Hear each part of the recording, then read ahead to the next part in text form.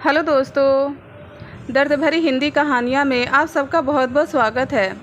आगे बढ़ने से पहले यदि आपको यह स्टोरी पसंद आए तो प्लीज़ वीडियो को लाइक करें, शेयर करें और हमारे चैनल को सब्सक्राइब करना ना भूलें। सौम्या, तुम बहुत खूबसूरत हो। तुम्हारी खूबसूरती पर मैं एक क्या कई जन्म कुर्बान कर सकता हूँ। चलो हटो, तुम बड़े वो हो। कुछ ही मुलाकातों में मस्का लगाना शुरू कर दिया। मुझे तुम्हारी कुर्बानी नहीं बल्कि प्यार चाहिए। फिर अदा से शर्माते हुए सौम्या ने सोमेश के सीने पर अपना सिर टिका दिया। सोमेश ने सौम्या के बालों में अपनी उंगलियां उलझा दी और उसके गालों को सहलाते हुए बोला, सौम्या, मैं जल्दी ही तुमसे शादी करूंगा।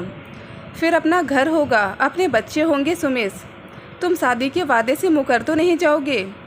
सौम्या, तुम कैसी बात करती हो? क्या तुमको मुझ पर भरोसा नहीं?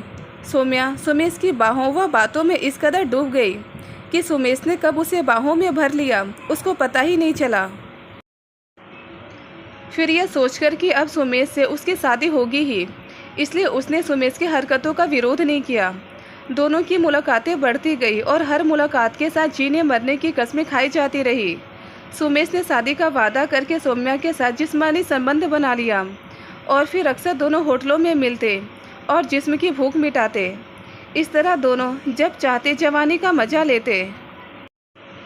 सुमेश लखनऊ के पास के एक गांव का रहने वाला था। उसके परिवार में माता पिता और एक छोटा भाई उमेश था। छोटे से परिवार में सभी अपने अपने कामों में लगे हुए थे। पिताजी पोस्ट मास्टर के पद से रिटायर होकर अब घर पर ही रहकर खेती बाड़ी का काम देखने लगे थे। छोटा भाई उमेश दिल्ली यूनिवर्सिटी से एमए कर रहा था। कानपुर में एक विदेशी फर्म में कैशियर के पद पर काम करने की वजह से सुमेश कानपुर में एक फ्लैट लेकर रह रहा था। चूँकि घर परिवार ठीक था और नौकरी भी अच्छी थी, इसलिए उसकी शादी भी हो गई थी। बीवी को वह साथ नहीं रखता था क्योंकि माँ से घर का काम नहीं होता था। सुमेश जिस फर्म में काम करता था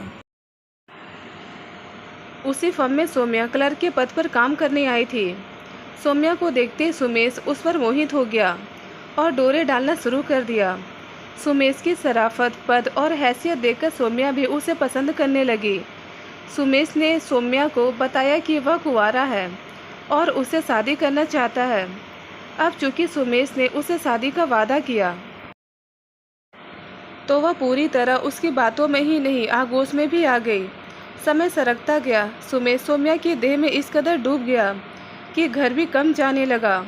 वह घर वालों को पैसा भेज देता और चिट्ठी में छुट्टी न मिलने का बहाना लिख देता था।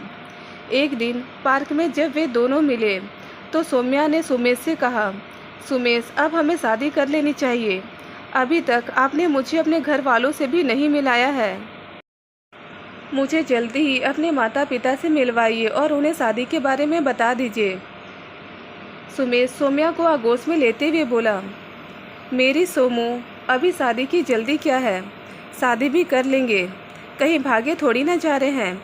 नहीं, मुझे जल्दी शादी करनी है। सुमेश, अब मुझे अकेलापन अच्छा नहीं लगता है। सौम्या ने कहा, ठीक है, कल शाम को मेरे कमरे पर आ जाना, वहीं शादी के बारे में बात करेंगे। सुमेश ने सौम्या को आगोश में लेते हुए कहा, मैं शाम को 8 बजे आपके कमरे पर आऊँगी।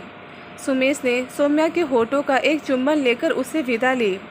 सुमेश ने अभी तक शादी का वादा कर सौम्या के साथ खूब मौज मस्ती की, लेकिन उसकी शादी की जिद से उसे डर लगने लगा था। सच तो यह था कि वह सौम्या से छुटकारा पाना चाहता था, क्योंकि एक तो सौम्या से उसका मन भर गया था, दूसरे वह उसे शादी नहीं कर सकता था। शाम को 8 बजने वाले थे कि सुमेश के कमरे पर सौम्या ने दस्तक दी। सुमेश ने समझ लिया कि सौम्या आ गई है। उसने दरवाज़ा खोला और उसे बेडरूम में ले गया। हाँ, अब बताओ सौम्या, तुम्हें शादी की जल्दी क्यों है? अभी कुछ दिन और मौज मस्ती से रहे, फिर शादी करेंगे। सुमेश ने उसे सीने से चिपकाते हुए कहा, नहीं, जल्दी है, उसकी कुछ वजह है। क्या वजह है? सुमेश ने चौंकते हुए पूछा। तभी बाहर दरवाजे पर हुई दस्तक से दोनों चौंके। सुमेश सौम्या को छोड़कर दरवाज़ा खोलने के लिए चला गया। सौम्या घबराकर एक तरफ दुबक कर बैठ गई। इतने में सुमेश को धकेलते हुए 3 लोग बेडरूम में आ गए। अरे, तू तो कहता था कि यहाँ अकेले रहता है, ये क्या तेरी बीवी है या बहन? उनमें से एक पहलवान जैसे शख्स ने कहा। देखो, जबान संभाल कर बात करो, सुमेश ने कहा। तभी एक ने सुमेश के गाल पर जोर का थप्पड़ मारा और उसे जबरदस्ती कुर्सी पर बैठाकर बांध दिया। तीनों सौम्या की ओर बढ़े और उसे बेड पर पटक दिया। सौम्या चीखती चिल्लाती रही, उनसे हाथ जोड़ती रही, पर उन्होंने एक न सुनी और बारी बारी से तीनों ने उसके साथ बलात्कार किया। उधर सुमेश कुर्सी से बंधा कसमसाता रहा। जब सौम्या को होश आया तो वह लुट चुकी थी। उसका अंग अंग दुख रहा था, वह रोने लगी। सुमेश उसे हिम्मत बांधता रहा। फिर सौम्या के आंसू पोंछते हुए सुमेश ने कहा, सौम्या, इसको हादसा समझकर भूल जाओ। हम जल्दी ही शादी कर लेंगे, जिससे यह कलंक मिट जाएगा। सौम्या उठी और अपने घर चली गई। वह एक हफ्ता की छुट्टी लेकर कमरे पर ही रही और भविष्य के बारे में सोचकर परेशान होती रही थी। लेकिन सुमेश द्वारा शादी का वादा उसे कुछ राहत दे रहा था। सौम्या हफ्ते भर बाद सुमेश से मिली, तब बोली कि अब वह जल्दी उससे शादी कर ले, क्योंकि वह बहुत परेशान है और वह उसके बच्चे की माँ बनने वाली है। क्या कहा तुमने? तुम मेरे बच्चे की माँ बनने वाली हो? सौम्या, तुम होश में तो हो? अब तो यह तुम मुझ पर लांछन लगा रही हो। मालूम नहीं यह मेरा बच्चा है या किसी और का। सुमेश ने हिकारत भरी नज़रों से देखते हुए कहा। नहीं नहीं सुमेश, ऐसा मत कहो, यह तुम्हारे बच्चा है। हादसे वाले दिन मैं तुमसे यही बात बताने वाली थी, सौम्या ने कहा, पर सुमेश ने धक्का देकर उसे निकाल दिया। सौम्या जिंदगी के बोझ से परेशान हो उठी। जब लोगों को मालूम होगा कि वह बगैर शादी की मां बनने वाली है, तो लोग उसे जीने नहीं देंगे और वह जान दे देगी। अचानक सुमेश का चेहरा उसके दिमाग में कौंधा। धोखेबाज ने आखिर अपना असली रूप दिखाई दिया।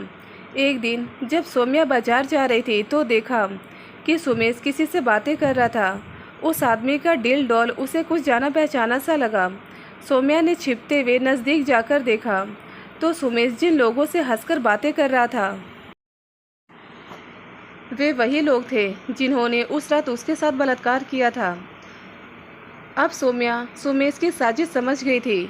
उसने मन में ठान लिया कि अब वह मरेगी नहीं, बल्कि सुमेश जैसे भेड़िए से बदला लेगी।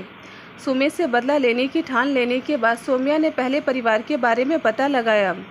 जब मालूम हुआ कि सुमेश शादीशुदा है तो वह और भी जल भुन गई।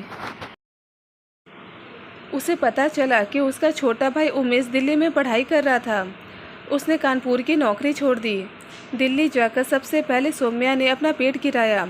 फिर उसने वहीं एक कमरा किराए पर ले लिया जहां उमेश रहता था। धीरे धीरे उसने उमेश पर डोरे डालना शुरू किया। उमेश को जब सौम्या ने पूरी तरह अपने जाल में फंसा लिया, तब उसने उमेश को शादी के लिए उकसाया। उसने शादी की रजामंदी दे दी। उमेश ने रेलवे परीक्षा में अंतिम रूप से कामयाबी पा ली। अब वह अपनी मर्जी का मालिक हो गया। उसने सौम्या से शादी के लिए अपने माता पिता को लिख दिया। लड़का अपने पैरों पर खड़ा हो गया है, इसलिए उन्होंने भी शादी की इजाज़त दे दी। सौम्या ने भी शर्त रखी कि शादी कोर्ट में ही करेगी। उमेश को कोई एतराज़ नहीं हुआ।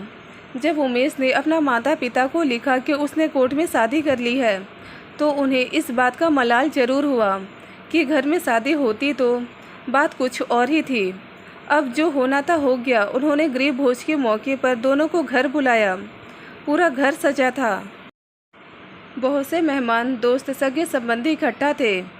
सुमेश भी इस मौके पर अपने दोस्तों के साथ आया था। दुल्हन घूंघट में लाई गई। मुंह दिखाई के समय सुमेश और उसके दोस्त उपहार लेकर पहुँचे।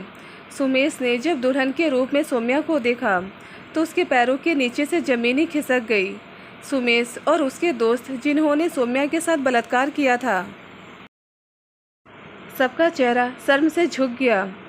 इस तरह सौम्या ने अपना बदला लिया।